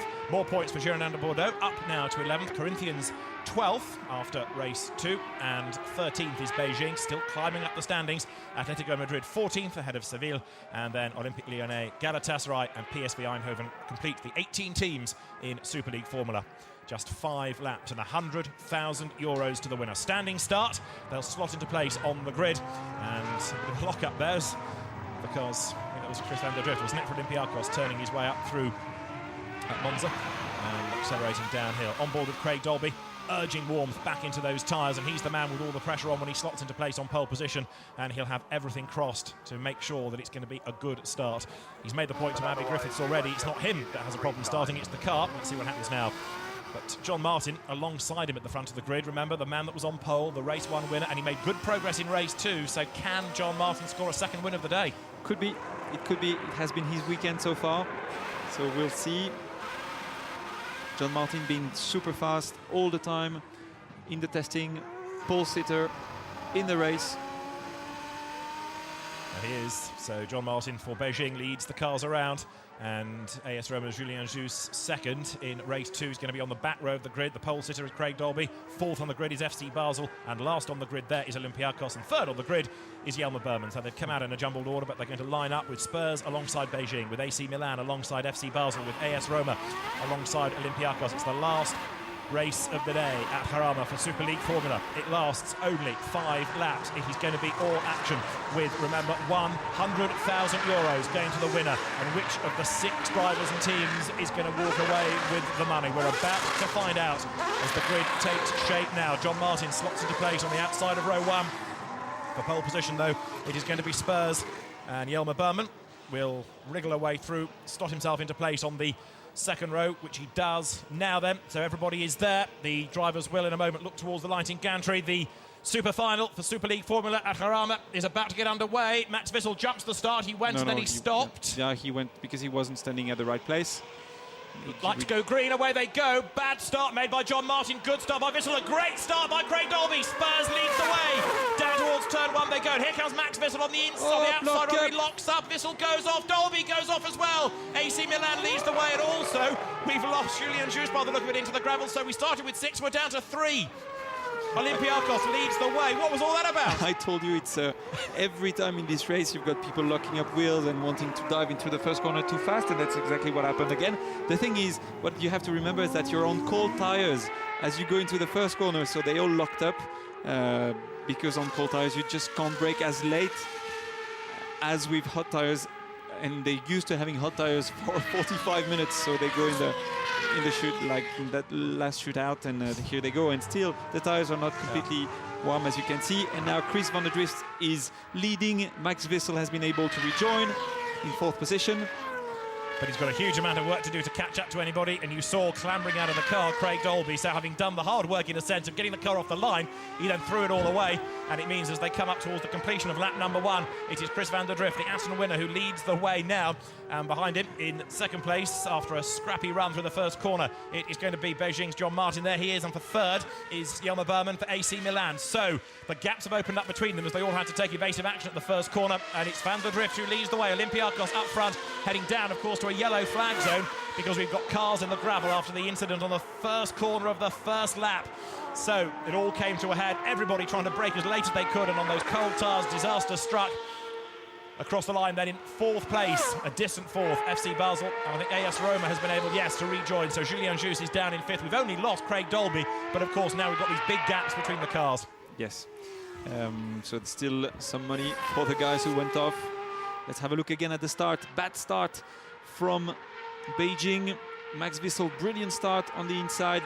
Then on the outside, good start from AC Milan as well. And then Craig Dolby just locks up, and Max Wissel has nowhere to go, basically. He just has nowhere to go. But Julien Jousse, I think, was distracted by what was going on ahead of him, and he measured his braking point maybe against the 2 leaders and just ran out of road. But that was Craig Dolby's view. Yeah, and as you see, he was trying to come off the brakes, because lock up of the brakes, lock up of the brakes, but he couldn't do anything, and he went straight away back on the power and just has digged a big hole under his back wheels, and that was it.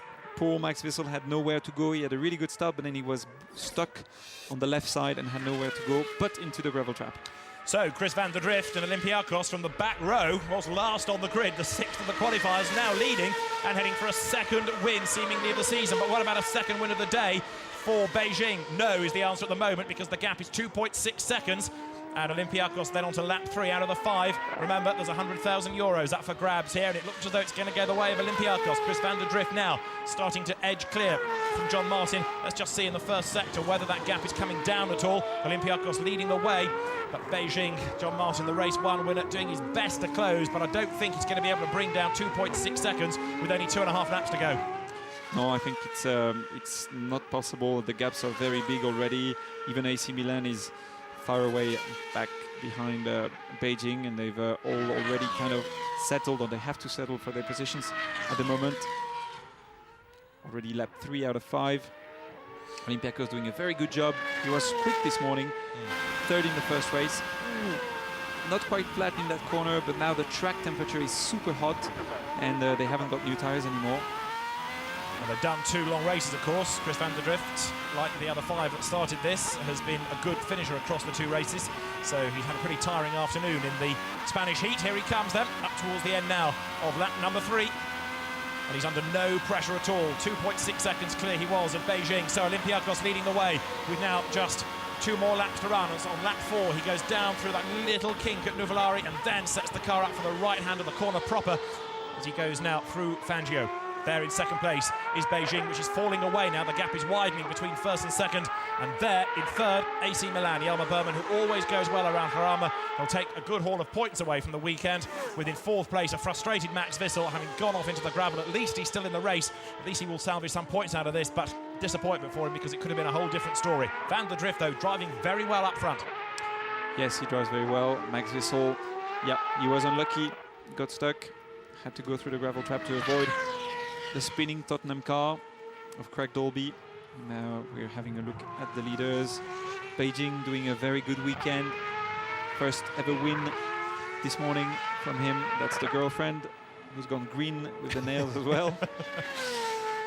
And the green and white car is in second place, the Beijing car of John Martin, and he's just not doing anything now about Olympiacos because on this lap, Chris van der Drift has now done the best of anybody in the first and second sectors. Olympiacos was the quickest car in race 2 in the end by taking the fastest lap, and now we have got Van der Drift lapping faster than anybody in the super final as well. So Olympiacos certainly showing the speed, and it looks as though it's going to go home with the big prize as well, because now onto the last lap goes Chris van der Drift. Olympiacos scored a victory at Assen, and now starting the last lap at Jarama, looking for another win here, and it's going to happen seemingly because 4.5 seconds back now is Beijing.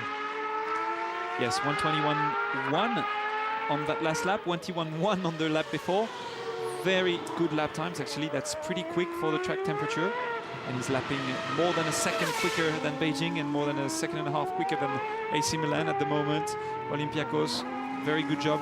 You know what, I was thinking when I saw him coming up on the grid, forming up on the grid, that he had new tires, or actually fresh tires, because they looked very shiny to me. And there he goes, lapping extremely fast on his last lap.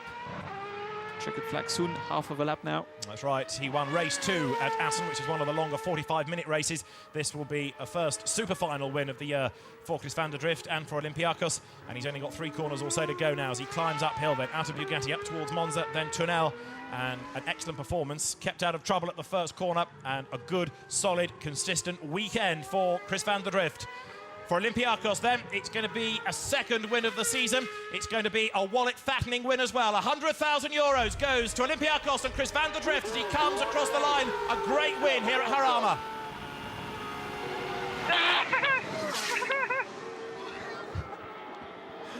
He's pretty happy with that. Awesome, he says, and 4.5 seconds of a gap. That was pretty awesome as well. Beijing second, AC Milan third at the end of the super final here in Spain. Great drive by Chris van der Drift. Yes, great drive from him. He stayed out of the trouble in the first corner. And there was a lot of trouble, and Max Wissel fourth, AS Roma, Julien Juste fifth. A little bit of money still for them, which is good. Helps out the teams. So 3 different winners across the 3 races here.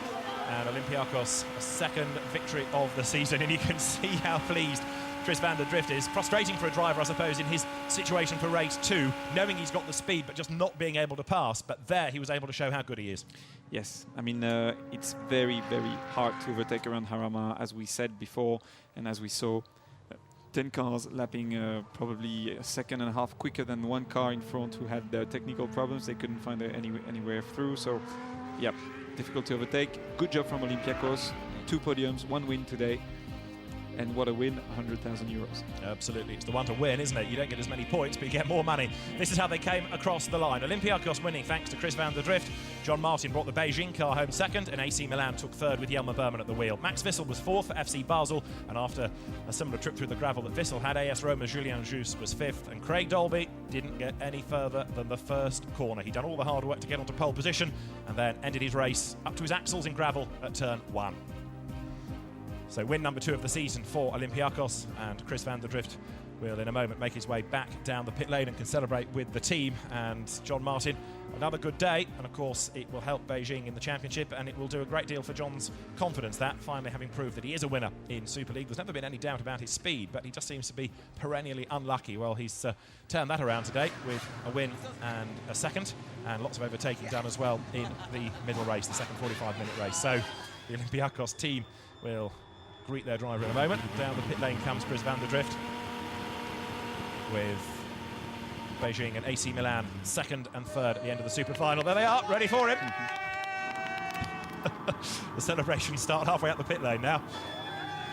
Great reception for Chris van der Drift. Ole, as we say around here.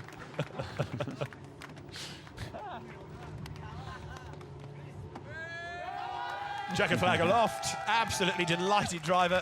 The team pretty chuffed with that as well.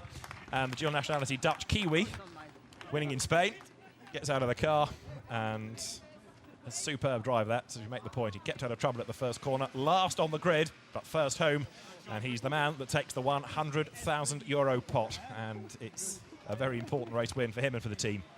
Very good, very good. John Martin, second, and a good weekend's work here for the Australian. Yep, very good weekend's work.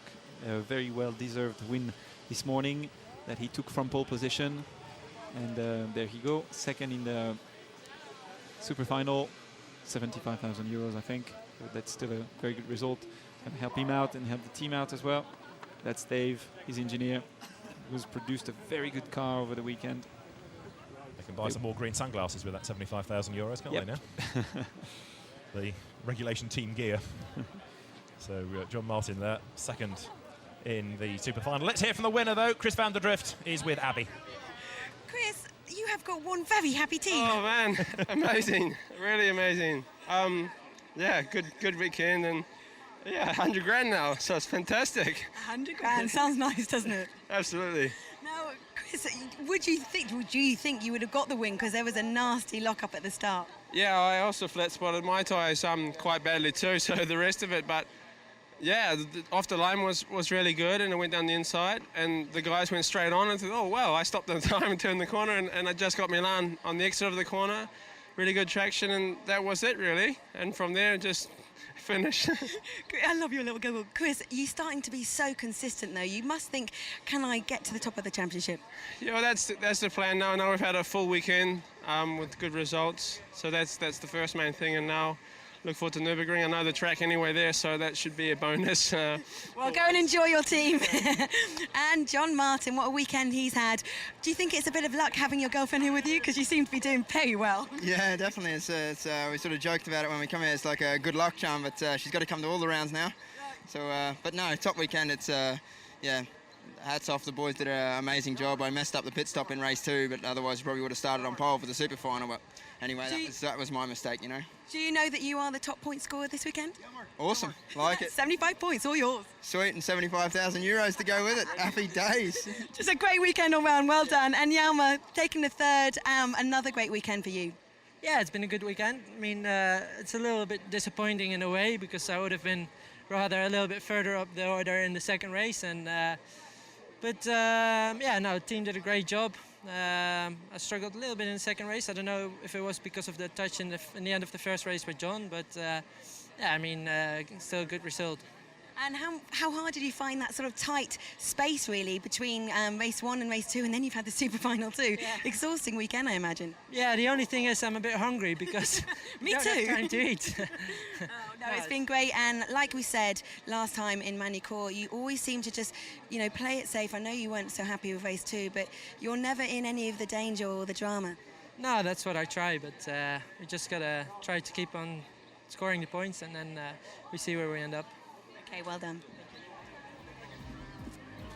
So Jelmer Berman goes off to think about something to eat, and Olympiakos, the weekend winner by dint of victory in the super final. Great performance that by Chris van der Drift, doubly so given that his tyres weren't in the best condition after his own lock-up at the first corner. So Chris van der Drift's second win of the season for Olympiakos, taking the checkered flag here to win the super final at Jarama.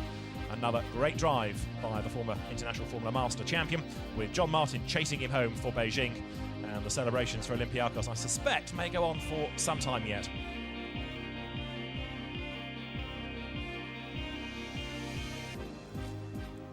Well, this is how the points scored over the weekend look, with the majority of the points going the way, the most of all to Beijing, 2 points more than Spurs, and AC Milan finishing third on points scored this weekend. FC Basel 4th ahead of Olympiacos, and then AS Roma 6th, Flamengo 7th, Corinthians 8th, Girondins de Bordeaux with that race 2 win, 9th, and Anderlecht finishing in 10th.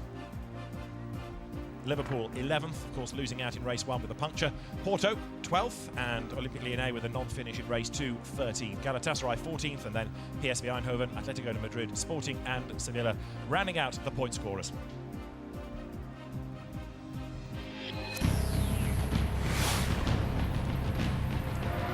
So let's look back on an action-packed day at Jarama. Race 1 began with a dramatic run to the first corner. Beijing and John Martin just scrabbling through into the lead. AC Milan slotting in behind as Jelmer Berman did his best to take the fight to the Australian driver. There was a battle early on between FC Basel and Tottenham Hotspur, as launching himself up on the inside was the Spurs car, and Craig Dolby gaining a place as Borja Garcia for Sporting ran off the road and cost himself a couple of places at turn 1. Liverpool had a puncture early on, and that forced James Walker into the pit lane to sort out the right rear tyre as Borja Garcia went off into the gravel and went no further in the race. Beijing and AC Milan ran first and second, and a good in-lap by Jelmer Berman put him closer to John Martin as they made their mandatory pit stop. They rejoined in the same order as Olympiacos ran well and strongly in third place thanks to Chris van der Drift, but when John Martin made a mistake at turn 1, he very nearly lost the lead. AC Milan tried to get up the inside of the Beijing car. There was contact, but still the Australian came through to score his and Beijing's first win of the season. Indeed, it was John Martin's first ever Superleague Formula victory.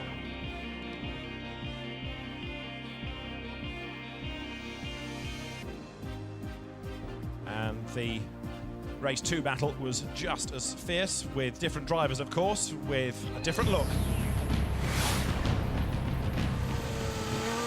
It began race 2 with a slightly confused start when Montagny from second on the grid went in advance of the pole sitter. He then backed out of it, but it was Montagny who led across the line, and Borja Garcia, the pole position driver, putting himself back in front as they went into turn 1. Montagny slotted in behind him, but there was all sorts of drama set to build further down the field. Maria de Vallota had a spin. Galatasaray went off in avoidance of Atletico de Madrid. The real innocent victim, though, Olympique Lyonnais. Sebastien Bourdais had nowhere to go as Maria de Vallota rejoined into the middle of the traffic, and that put both cars out on the spot. Up front, Montagny was chasing after Borja Garcia, who would lose time after a woefully slow pit stop. But because Girondins de Bordeaux pitted late, it would cost Montagny the lead. A great pit stop and some good overtaking by Craig Dolby put him up into third place after the pit stops, and he then had to soak up the pressure to finish in third as a change for the lead gave Girondins de Bordeaux the race lead, and for Montagny and the team, a first win of the season. Well, Montagny a race winner, Olympiacos and Chris van der Drift a winner, John Martin a race winner. Bruce, it's been another intriguing weekend here in Superleague Formula. 3 races, 3 different winners. Great weekend all round. Yeah, great weekend all round. Pleased for John Martin, who deserved the win. He did a tremendous job, and we're having a review at the crash with Maria de Vallota, who decided that she was going to rejoin in the middle of the pack, which was obviously very dangerous and a big mistake. And I think the reason why she tried to do this is because she was in the top 5 and she was very excited and she wanted to rejoin as fast as possible. But you just can't rejoin in the middle of the pack. You have to wait. I know it's frustrating, but you have to wait until the last car has passed in front of you before you can rejoin the track. And yeah, it costed Sebastien Bourdais another race result, and she must not feel good about that at the moment. Wow, when I see that again from the inboard camera, what did she try to do then? Wow, amazing, big mistake. Sebastien Bourdais' point of view, I mean, he must have seen it coming and thinking, no, because there's just no gap, there's nothing he can do. When you're driving and that you see someone coming towards you the wrong way on the track, terrible. Well, let's have a look at how the championship is now after the 3 races. It is Tottenham Hotspur leading and AC Milan second, with FC Basel third and Anderlecht fourth. Olympiacos, after that super final win, is in 5th. AS Roma 6th ahead of Flamengo. Liverpool has moved up the order, 10th at the start of the day, now 8th ahead of Porto and Sporting to round out the top 10. And then, of course, behind them, we have Girondins de Bordeaux. Those 50 points from the race 2 win really helping Montagny. And Beijing, thanks to John Martin's efforts, only 2 points adrift. So there are 2 teams that have really benefited well today. Corinthians is 13th. I'm afraid the retirement in race 2 has not helped Atletico de Madrid's chances much. Sevilla has had a pretty torrid day. The same is true yet again for Olympique Lyonnais and Sébastien Bourdais, now 16th in the championship. Galatasaray 17th, and disappointment on the team's return to Superleague Formula. PSV Eindhoven, that mechanical problem putting Lorraine Karthikeyan in the pit garage, so he is 18th. Let's go now though to the podium.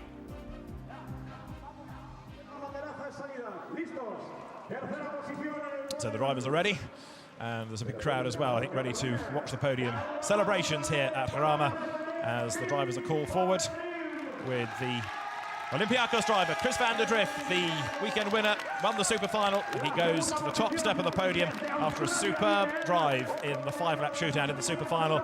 And a very happy man he is. For Beijing, second, John Martin makes his way onto the podium, and he's the man that scored more points than anybody else at Jarama this weekend. No wonder he's very chuffed with life. And finishing third in the super final for AC Milan, Jelmer Berman, again to a great reception as he steps forward onto the podium.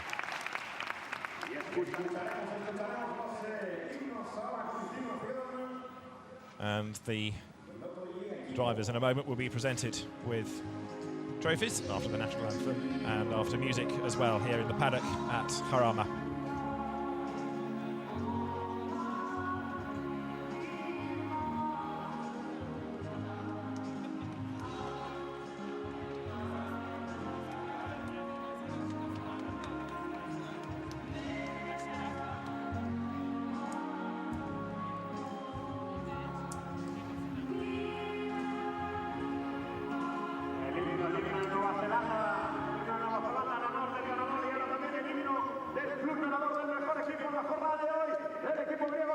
So 3 different race winners over the course of the 3 races that we've had here at Jarama, and to win €100,000 at the end of the day for Olympiacos, Chris van der Drift, and the dignitaries ready to step forward to present the trophies with the 3 drivers at the end of a very long and tiring day in the heat here with the 2 45-minute races and then the shootout. It's been a busy day for them all.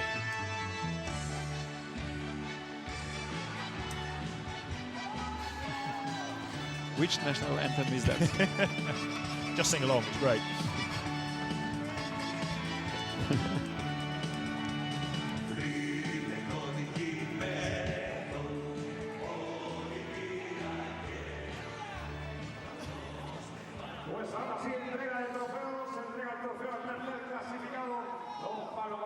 All smiles from John Martin, all smiles too from Chris van der Drift, who very proudly stands on the top step of the podium. And Jelmer Berman flanking the two Antipodean drivers. He receives his trophy from Pablo Moreno, the Superleague Formula Vice President. For third place, Jelmer Berman. So it's a great reception. And the Dutch driver for AC Milan, third in the super final here. And then for second place, the trophy goes to John Martin from Javier Hernandez, the sports deputy member of the Comunidad Autónoma Madrid, and the Australian driver who's had a lot to smile about this weekend. Is going to be smiling for a long time yet, I suspect. But the man who takes away €100,000 and the biggest trophy of all is Chris van der Drift, and it is Carlos Gracia, the RFEDA president, who steps forward to hand over the trophy to the Dutch-New Zealand nationality driver, who has given Olympiacos its second win of the season. Well, 3 fantastic races that we have had here, and 1 or 2 surprises as well. And of course, in just a week's time, the championship moves on to the Nürburgring, so very little time for the teams to sort themselves out, but it's going to be just as exciting there, no doubt, as it's been at Jarama, as now the checks are handed over. €50,000 to the third place man, Jelmer Berman. That should buy him a good lunch. Then €75,000 to John Martin for second place, and of course the biggest cheque of all is €100,000, and that will go the way of Chris van der Drift, who is on the top step of the podium. He's got the big trophy. Where's the big cheque? There it is. So for Chris van der Drift, that's what he wants, 100 grand, €100,000. How happy is he? Understandably so. And he'll go to the Nürburgring, Bruce, with his confidence sky high now. Oh yes, yeah, very good result all over the weekend. 2 podiums the same day, third this morning, good qualifying as well. Well, it's been a superb weekend at Jarama. It's been another popular venue with the drivers and the fans alike, and the drivers then now make their way possibly towards some champagne. Yes, and the drivers head down with the champagne to spray the team, to spray the fans. Chris van der Drift is the man that wins the Superleague Formula weekend here by dint of winning the Super Final. John Martin is the man that scores more points than anybody over the weekend and takes his first Superleague Formula win. But there are still one or two drivers who are going to have to go away and have a long, hard think about this. We've had a first win for Franck Montagny, but he's still not happy about the pace of the car. Huge frustration for Craig Dolby, ending the Superleague Formula final in the gravel bed at the first corner. Next stop is going to be Nürburgring on June the 26th and 27th. But from Jarama, for Abby Griffiths, for Bruciani, from me, David Addison, for now, it's goodbye.